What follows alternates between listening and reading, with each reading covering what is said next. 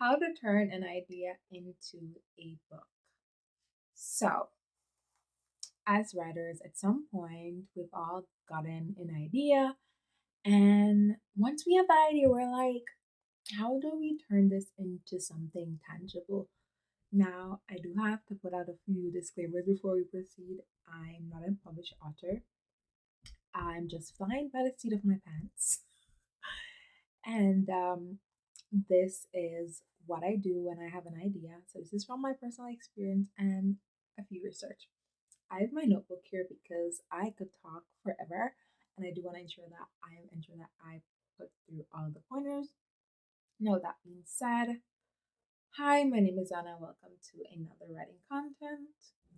So, one of the first things I do want to start off with, and I'm going to leave it right down here, is you need to write down everything, and you can use a computer. I like to write down everything on my computer. If I'm on the go, I use my phone, or I have like a lot of notebooks. So once you have that initial idea, everything to me, and feel free to comment down below if you're like this. Once I have an initial idea, everything to me becomes plot. So I start thinking about what they wear, how I want the world to be. So I tend to write everything down because as much as I like to think that my brain is reliable, and I have like stories from like 13 years ago still in my brain. I have that brain, but if you don't, it doesn't hurt to just write everything down, right? Also, I do want to point out that in writing everything down, one of the things that I have done in the past, even um, if you haven't been here for a while, or if you haven't been here at all, you probably wouldn't know that. But I have I'm in the process of rewriting my novel for the second time. And the first time I've deleted like 27,000 words, and the second time I deleted like 5,000 words. That's like 32,000 words. Now, when I say delete, I mean like just delete from the software that I write. Nothing is trash. And the minute you, no matter, even if like in the novels that I've deleted, the words that I've deleted from my manuscript, I've written some of my best words, and feel free to say bias, but I've written some of my best words. And whenever I rewrite, I like to draw from. I've written novels like over 10 years ago because I've been writing since I was in high school, and I still have a lot of those. And funny enough, I have all of those backed up to Microsoft OneDrive, so I still go back. And writing everything down is key. Also, knowing that nothing is trash, you also need to consider that as well. Now, the second thing you want to consider is what type of writer are you? Are you a plotter, pantser, or planster? Now, I'm just going to give you like a quick definition of what all of these are. So, plotter means that you're the type of person who has to like plot everything, like kind of like in as much detail as possible. If you're a pantser, that just means you just go by the feet of your pants, something of your pants, and that means that you don't follow any guideline, you just go where the wind takes you. And if you're a planster, which I am, it means that you do like a rough outline. That's basically how I do my novels. I put like key things that I think are essential to the chapter, and then I just go where the wind takes me. Once you know what type of writer you are, that will basically help a lot in the writing process, because the type of writer you are, the term is gonna basically help with how much research you do. Because I'm a planter beforehand, sometimes I like to know exactly what I need to know before I go into the chapter. While if you're not the type of person, you probably really don't care about any of that. So the third thing that I consider is whose story is it? Who's your main character? Who's your narrator? Now, those are three different questions, and they don't all have the same answer. So the story could be my mother's story. My mother could be the main character, and I can be the narrator. So whose story it is doesn't necessarily mean it's who's narrating.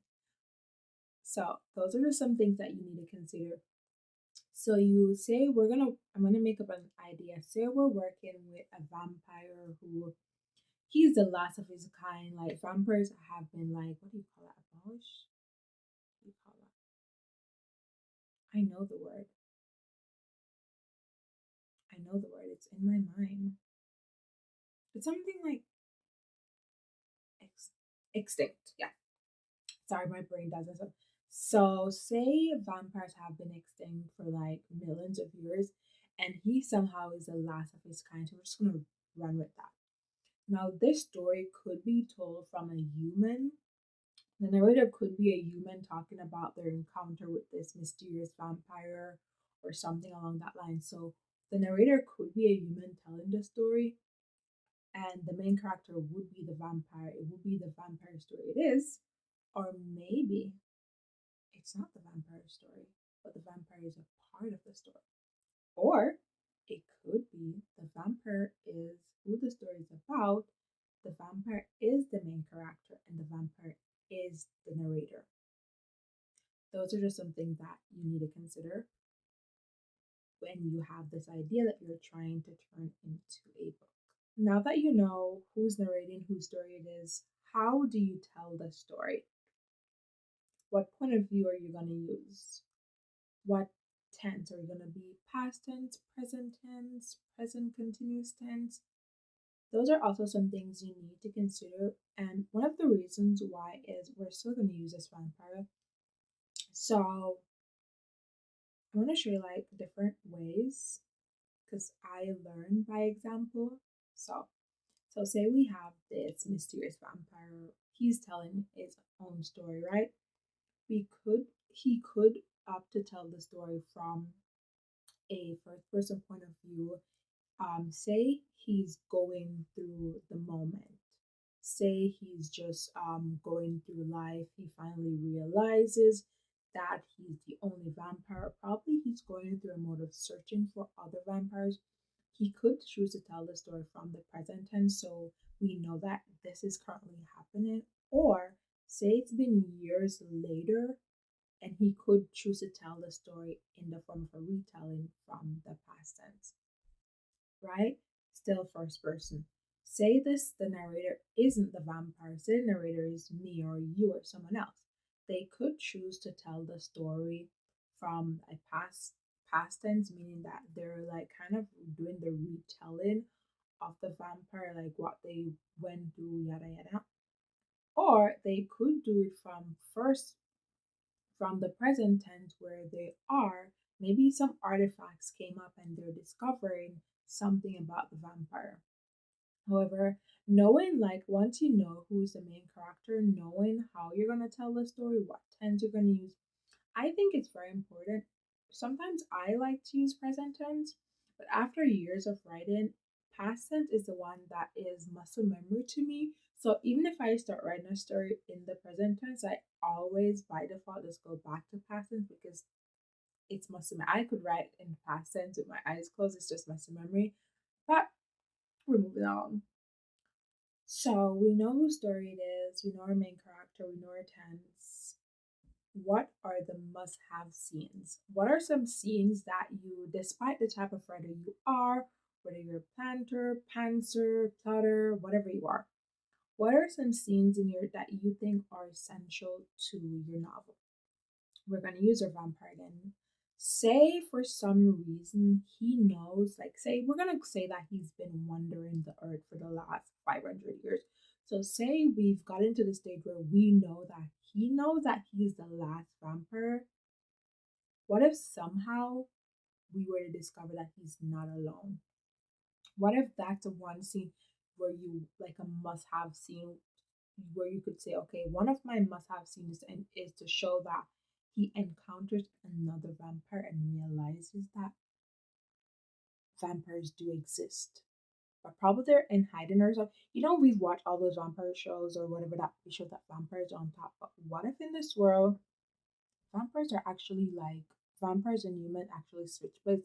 What if it's a world where all humans know about vampires and like for some reason vampires are being hunted or something along that line? So vampires have like gone extinct or something along that line. So he's been under the impression that vampires don't exist anymore, and then he finds like a den of vampires, right?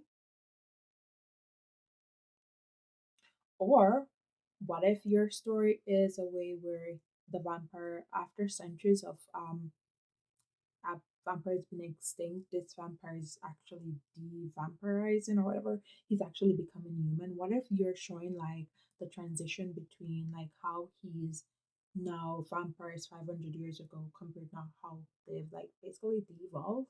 What if he can walk in sunlight? What if one of the scenes that you are showing is one of the must-have scenes is how he survived for like the last 500 years. There could be multiple scenes that you think are essential. And let me also say these aren't about these are scenes that you think. Not what I think, not what anyone thinks. These are scenes, okay, like I'm gonna use like my actual novel now. So in my novel, the world has peace, like vampires and werewolves and witches all live together in peace. And one of my must-have scenes is the on my book file. One of the must-have scenes is their peace day parade. Like no matter how many times I have changed and rewrite this, there I think it's essential to show the peace day. It's like something like Fourth of July. And what I want to do is, since my main girl, she's human, or she was human the last time I wrote her, she won't be human anymore. Since she was from the human faction, the bulk of the story would only be seen like from the human's perspective. What the Peace Day parade would have been like is it would have shown like how all the factions have their different Peace Day parade. Like in the day, vampires can't walk in the sunlight. So what happened? And because the vampires in my novel, they're like aristocrats royalty. So what happened is they would have like a night, like a peace gala. Because they're bougie or they're up there, they have their money because. So while the human have their peace day parade where children, and the werewolf will do their little fancy thing, and the witches, you'll get to see all of them how they have their separate take on peace day. The vampires have their peace gala. That's a must-have scene for my novel. It doesn't matter what direction my novel take. I think that it will be silly to say that I have a world where there's peace and there's nothing showing, like, how these factions come together with as peace. Like, it might sound silly to you, but I just think that that is essential to my novel, since one of the biggest plot is that my world, all of these factions live in peace. So we've gone through whose story it is, who's the main character, how to tell the story, must have scenes. Now, who are our characters? Unless you're doing like a monologue, um, these have been done really well, and I haven't read any book recently with any monologues, but I would look forward to read. So unless you're doing one of those, then you need characters. And how do these characters relate to each other? And bear in mind, if you're tropey, it is through characters that we have tropes. Like I don't know, I like the whole idea with the vampire, so we're going back to that. So we could be like, we have to decide though. Are we gonna have our vampire be like Solo or Javi has? And I say he because I don't know. Whenever I think of vampires, for some reason, I always think men. And when I think witches, I always think women. I know there are warlocks. One of my favorite warlocks is Magnus Bane, but we're getting off topic. So, is our vampire solo? Meaning, does he follows his generation? Like, also, like, how did he become a vampire? These are things that you need to know. So, is he solo or is he following his generation? Like, does he own anything?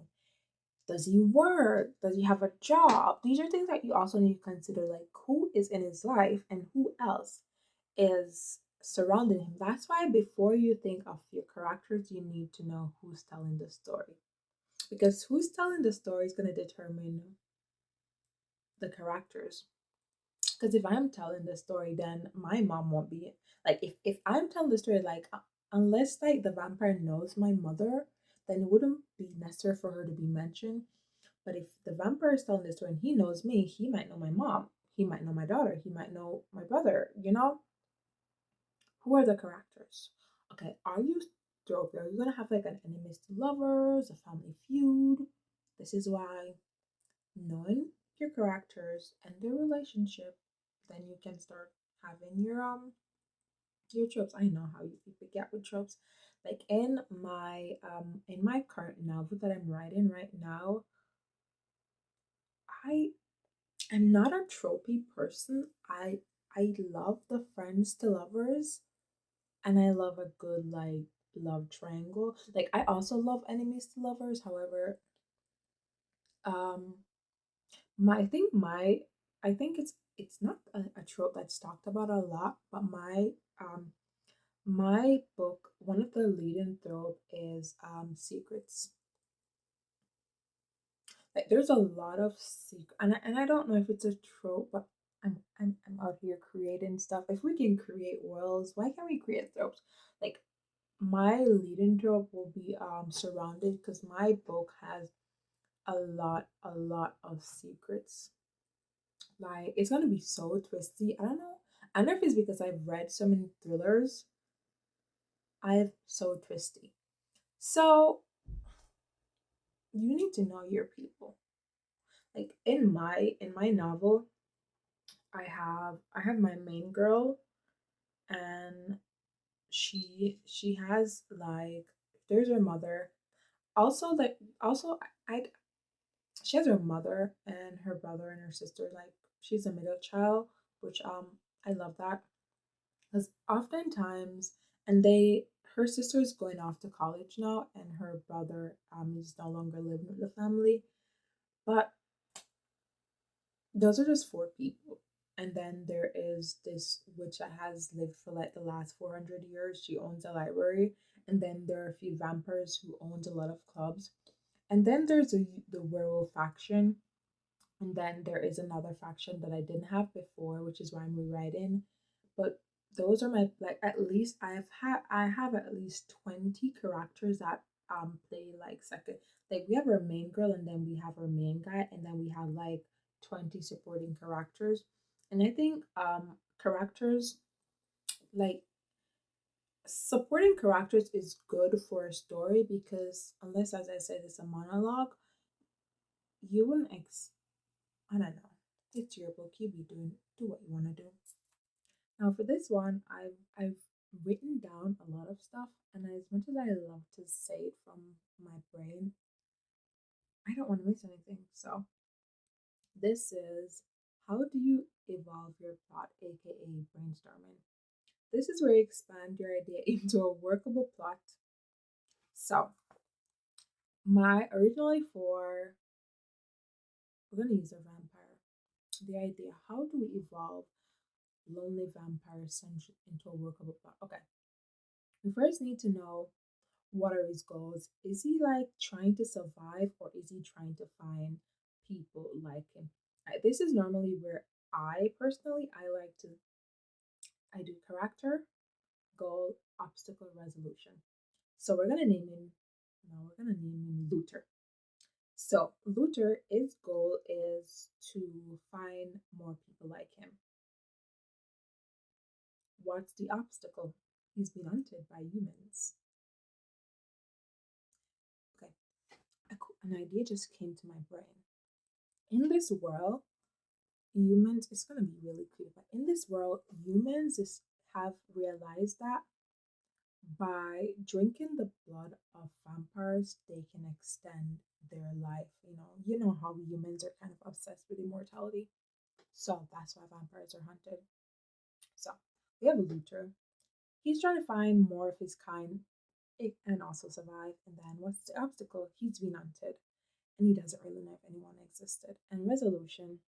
Normally, to be honest, I normally, as a planster, I normally, like, I have like some basic idea of what I want the resolution to be.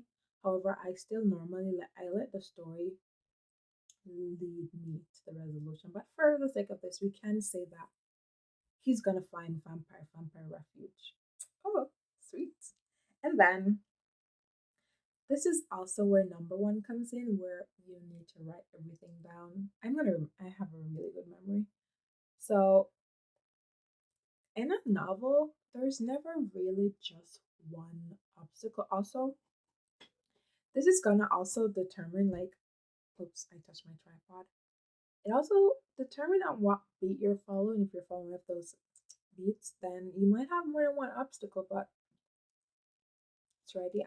That's just the way. Like I've been writing stories since I was a kid. Like I've written my first story at 3, and I'm 27 now, so I've been writing stories for like 24 years. So, but I only started following that main character goal stuff, like character goal obstacle things since I was 15. So at least I'm not good at maths. 12 years. So okay. Also, because I'm looking at my book, like I don't know how some people do these videos and they just go like I'm a human being. So you can write down your character description, age, their backstory, and so forth and so on. So this is where you look kind of like okay. So there's something about a 500-year-old vampire. So we're gonna say Luther's 500, and what's his description? I'm obsessed with shoulder length to your vampire, but we're gonna say Luther. Everyone remembers a shoulder length to your vampire guy. So we're gonna say like Lucha's just however you whatever time period you're using, whatever however humans are dressing, that's how Luther is dressing. He's trying to blend in. Backstory. What's his backstory? If he's lived 500 years, okay, we're gonna say Luther lived. He comes from a time where vampires were. Oh my god! I need to. I'm probably gonna write this story. This is a badass idea. I'm gonna say Luther comes from a time where vampires were on top, so that way that that gives that's just my slipper, sorry. So that gives him a lot of depth. So he's from a time where vampires were on top, and so he's basically learned that about the whole rise and fall of power. So he has a lot of backstory there. If he's from a time where vampires were all powerful, and then he's just like, oh my God, he's gonna need some therapy. Um, you know. So we have that. What else about Luther that we can make? Okay, he's not okay. As someone who's lived forever, we're gonna say that he's afraid of death. Because a lot of times I see people write vampires. They like to like. I like when vampires are vampires, but after so many years in solitude and losing the love of his life, I think that he's well, more like we're gonna say he was separated from the love of his life. Maybe he finds her when he finds a refuge. So we're gonna say he's separated from the love of his life. That's gonna be his backstory. So also, that's also another goal. He's been searching for the love of his life. We're gonna call her Lucinda. He's been searching for Lucinda for the last, couple years. So he's like, he's looking for her. See, we'd be giving him goals. Obstacle, we can say that about 100 years ago there was rumor of her, and someone must have said she died or something, so but, we like a vampire with hope. Okay, my favorite part. What questions do you have for your idea? We're going to use our vampire. Why are you still looking for Lucinda if you heard that she died? Why are you out here looking for other vampires if you know that humans can get you at any time?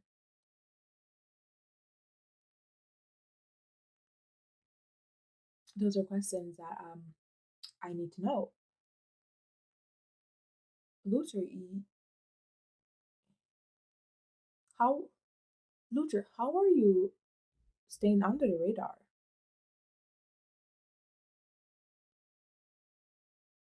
Luther, how are you blending in?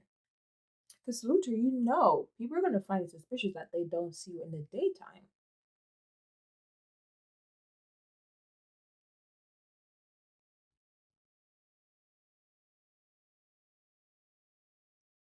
Luther, And feel free to call me crazy, but I like to ask my I like to put my characters on interview. I'm like, Luther, what do you do day to day? Because if you're not out in the day, like, how are you, Luther? They be looking for you, Luther. How are you surviving? What have you done in the last 500 years?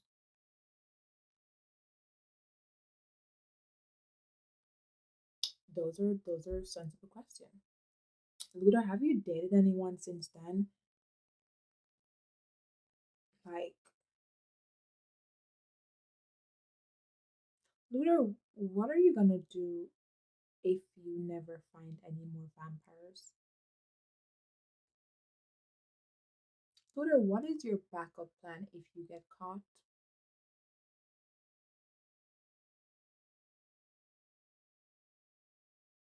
Okay.